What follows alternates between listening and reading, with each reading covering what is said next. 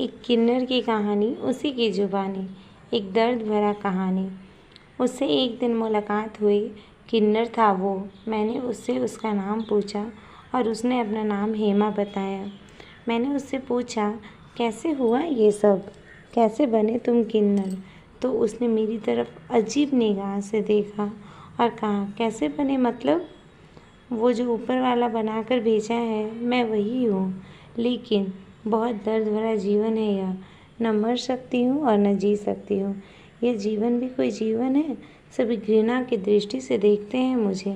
कहीं से गुजरो तो कहते हैं, हिजड़ा जा रहा है। मैंने पूछा कि तुम्हारा जन्म कहाँ हुआ था और तुम्हारे माँ बाप, मेरा मतलब तुम्हारा बैकग्राउंड। उसने एक लंबी सांस लिया और उदास होकर अपनी स्टोरी बताने लगी। ये तो नहीं बता सकती कि मैं कहाँ से हूँ और बताना भी नहीं चाहती। हाँ, इतना मुझे याद है कि मेरे माँ बाप को कोई संतान नहीं हो रहा था। उनकी शादी के 30 साल बाद मैं पैदा हुई। घर में पहली संतान आई थी, यह जानकर सभी बहुत खुश हुए।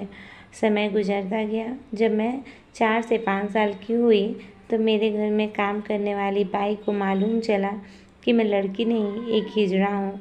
उसने मेरे माँ बाप को बताया। मेरे माँ बाप ने जब सुना तो उनके होश उड़ गए। फिर भी माँ तो माँ होती है ना। फाइनली मेरे माँ बाप ने निर्णय लिया कि हम अपनी संतान को पालेंगे, पोसेंगे। उस समय मैं समझ नहीं पाई थी कि हिजड़ा क्या होता है। यह शब्द मेरे लिए एक नया था, बिल्कुल नया। मेरे माँ बाप मुझे बहुत प्यार करते थे, बेशक पहले से भी ज़्यादा। हालांकि मेरे माँ बाप को इस बात का डर था कि कहीं मोहल्ले में हल्ला ना हो जाए कि मैं किन्नर हूँ।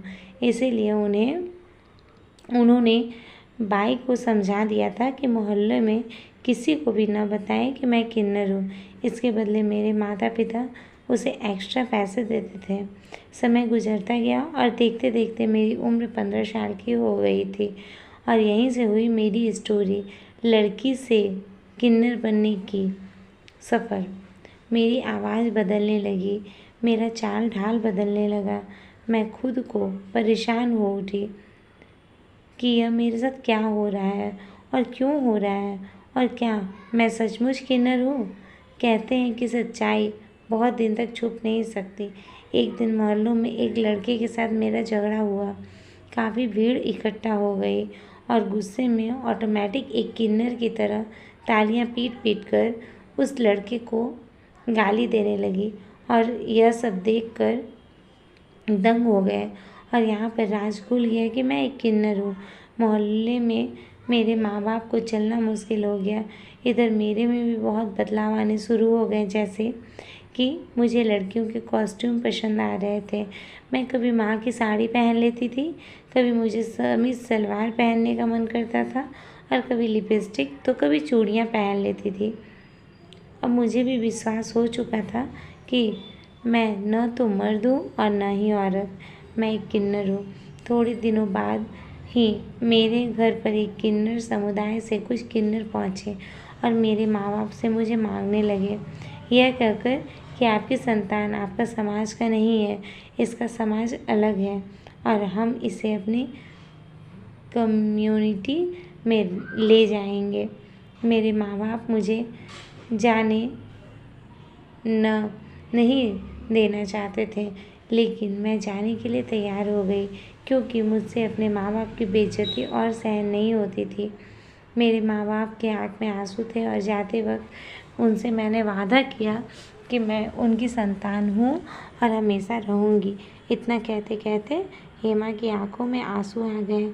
वो सिसकते हुए कहती है, आज 10 साल हो गए हैं, लेकिन यहाँ आने के बाद मुझे कभी हिम्मत नहीं हुई कि मैं आने के बाद माँ बाप से मिलने जाऊँ, क्योंकि ये ज़िंदगी नरक की ज़िंदगी है और मैं सोचती हूँ कि अब कौन सा चेहरा लेकर उनके पास जाऊँ, क्योंकि मुझे खुद से और खुद की ज़िंदगी से बहुत घिन होती है।